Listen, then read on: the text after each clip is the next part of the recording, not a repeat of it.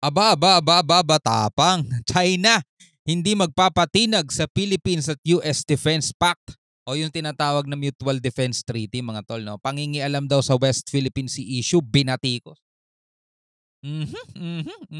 Panoorin natin to mga kapatid mula sa UNTV News. Bago natin to simulan, syempre hinihikayat kita, huwag mo pong kalimutan mag-subscribe, click mo na rin ang notification bell at paki-like na rin tong video natin para mas ma-recommend to ni YouTube sa marami pa, no? Para mabawasan naman mga tol yung mga pro-China.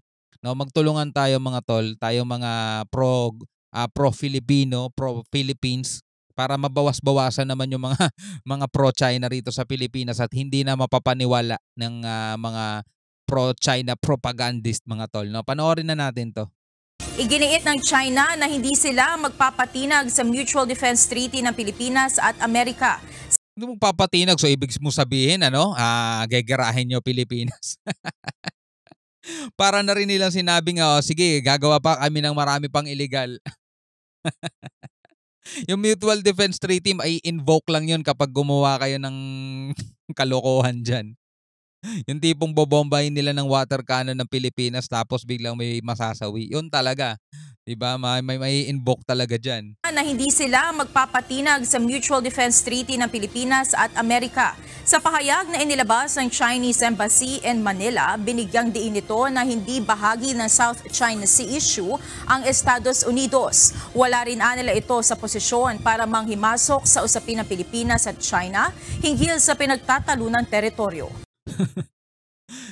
The US is not a party to the South China Sea issue and is not in the position of interfering in issues between China and the Philippines. Mga tol, hindi naman nangingialam ang Amerika sa issue, mga kapatid.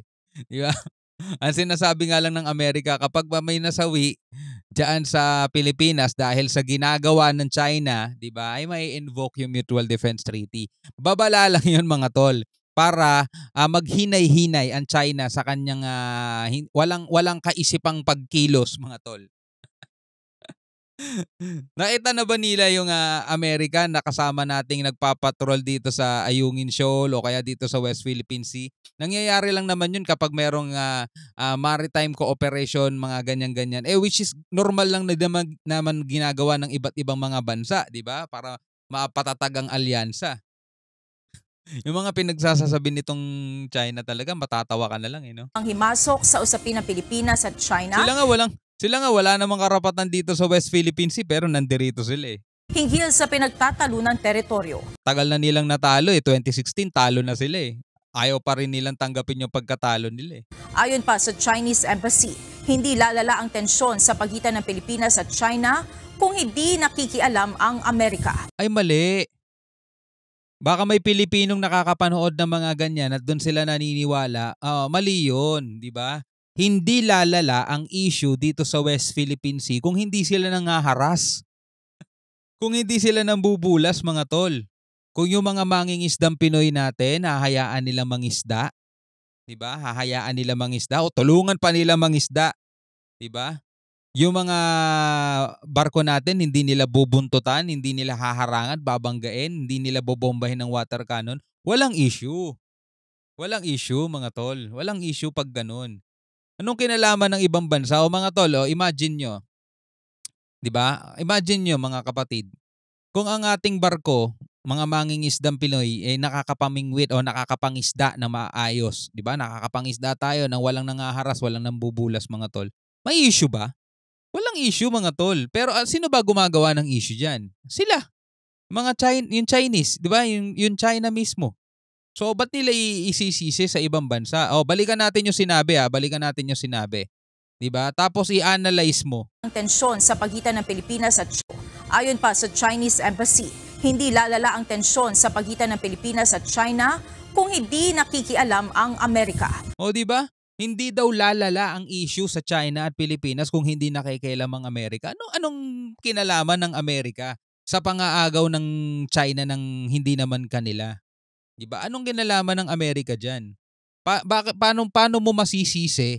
Diba? Paano mo masisisi ang Amerika? Sa kahit saang anggulo mo tignan hindi mo talaga masisisi ang Amerika kung marunong ka lang mag-isip ng maayos. Kung hindi ka pro-China, at mag-iisip ka lang ng maayos. Anong kinalaman ng Amerika doon?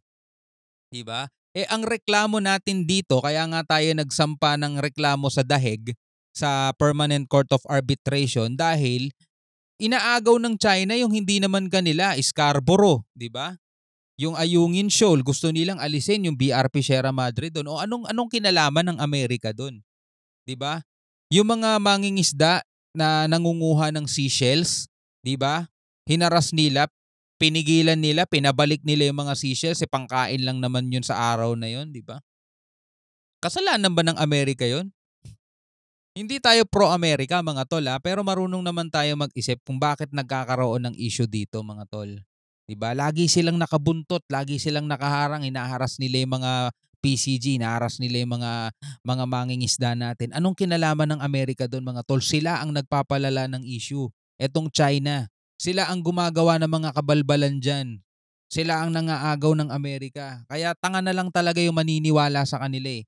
Sad to say, maraming tanga rito sa Pilipinas mga tol. Maraming tanga, 21%. Muling nanindigan ng China na handa nila ipagtanggol ang kanilang soberanya. Wala nga silang soberanya eh. Hindi nga nila na ipagtanggol yan sa dahig eh. 'Di ba? Hindi nga nila na ipagtanggol yan sa UNCLOS eh. At karapatan sa South China Sea. Alright mga kapatid, sa isang balita ito para patunay na talagang ayaw din naman ng gera ng Amerika at ng Japan. Ito, ang panawagan ng Pilipinas, US, Japan ay sundin ng China ang arbitral tribunal ruling. Yun lang mga tol talaga ang tanging problema. Wala nang iba. O sa kahit saan bahagi mo tignan mga tol, ang punot dulo talaga ng problema is yung pagkaganid ng China. Kung tatanggapin lang nila yung arbitral tribunal ruling, tapos talaga lahat ng problema rito mga tol. 'Di ba? Sundin nila, kilalanin nila na etong West Philippine Sea 200 nautical miles ay sa Pilipinas yan, exclusive economic zone. Pag yun ay kinilala nila, tapos ang problema mga tol. So yan ang punot dulo talaga. Kaya kung pro-China ka, engot ka pa rin. Statement na nawagan ng Pilipinas, Japan at Amerika sa China na sundin ang arbitral tribunal ruling kaugnay ng West Philippine Sea. Diba? Gera ba ang hangad nila? Katulad ng sinasabi nila Roque. At kung may pro-China ritong naniniwala sa kanya kay Roque, eng ka. Diba? Ang tanging dahilan mga kapatid kung bakit nagkakaroon ng tension dito dahil yung Chinang sinusuportahan ninyo ayaw sundin, ayaw kilalanin yung arbitral tribunal ruling. Diba? May UNCLOS eh. Yun ang nag-define kung ano yung inilalaban natin dito. Yung 9-dash line o 10-dash line ng China, inventong linya lang nila yun. Wala naman silang karapatan doon at walang basehan yun. 1948 lang nila sinimulan yan eh, ng angkinin. Etong bahagi ng South China Sea. Napakaraming bansa dyan, daming claimant dyan mga tol. Napakaraming bansa, pero ang gusto nila, kanila yung buo.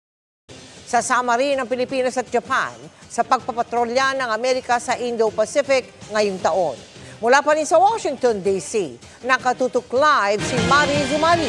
Maris? Mel, mag-aalas 7:30 na ng umaga ngayon dito sa Washington, D.C. sa Amerika at sa matapang na joint vision statement na inilabas ng mga leader ng Pilipinas, Amerika at Japan, kanilang ipinahayag ang kanilang pagtutol at pagkabahala sa mga anilay mas mapangahas na mga kilos ng China sa West Philippine Sea. Kasi ang China mga tol kapag hindi huminto sa ginagawa nila mga tol at dahil sa kapabayaan nila no, sa mga marahas nilang ginagawa pang ma-water cannon, posible talaga mga tol na wag naman sana pero may masawi doon sa kanilang ginagawa. At pag yun ay nangyari mga tol, tatahimik pa ba tayo? 'Di ba? Meron nang nasawi, meron nang isang pamilyang nawalan ng mahal sa buhay dahil sa ginagawa nila mga tol. 'Di ba? Kaya nga inaasahan natin mga kapatid no, after magbabala ng US doon sa mga ganyang agresibong aksyon ng China, mababawasan yung pangaharas ng China. Well, let's see mga tol kung hanggang saan ang tapang talaga ng China. Sa Trilateral Leaders Summit ni na President Bongbong Marcos, US President Joe Biden at Japanese Prime Minister Kishida Fumio, inihayag ng tatlong lider ang pagtutol sa mapanganib at puwersahang paggamit ng Coast Guard at mga militia vessels sa South China Sea. Labis din daw na nakakabahala ang paulit-ulit na pagharang ng China sa mga sasakyang pandagat ng Pilipinas, gayon din sa pagsuplay nito sa Ayungin Shoal. Yan talaga ang punot dulo ng problema, mga tol. Hindi Amerika, hindi Japan, hindi Australia, o hindi lahat ng mga bansa, mga tol. Ang tanging pangunahing problema, mga kapatid, yung aksyon, yung agresibong aksyon na ginagawa ng China. Kaya wag na nilang linlangin yung mga mamamayan. At kung ikaw ay matalino, hindi ka na magpapalinlang sa China. Sinasabi ng China, ang dahilan daw kaya lumalala ang tensyon dahil sa pangingialam ng Amerika. Hindi. Ang dahilan ng tensyon dahil sa mga ginagawa nila. Obstruction of Philippine vessels. Di ba? Nanawagan sila sa China na sumunod sa ruling ng Arbitral Tribunal na nasa exclusive economic zone ng Pilipinas ang Ayungin. Tama. At kasunod daw ng joint exercise ng mga Coast Guard ng Pilipinas at Amerika noong nakaraang taon. Looking forward daw ang Amerika na isakay ang mga miyembro ng Philippine at Japan Coast Guards sa kanilang barko habang nagpapatrolya sa Indo-Pacific ngayong taon. Plano rin nilang magsagawa ng maritime training activities sa paligid ng Japan sa 2025. Inulit naman ni Biden ang commitment ng Amerika sa ilalim ng Mutual Defense Treaty. As I said before, any attack on Philippine aircraft, vessels, or armed forces in the South China Sea would invoke our Mutual Defense Treaty. Tameme si Rocky dyan, mga tol. Diba? Na fake news na naman siya. Binanggit din niya ang paglikha ng economic corridor sa Pilipinas sa tulong ng G7 o 7 pinakamayayamang bansa sa mundo. It means more jobs for people across the entire region. It means more investment in sectors critical to our future: clean energy, ports, railroads, agriculture, and much more.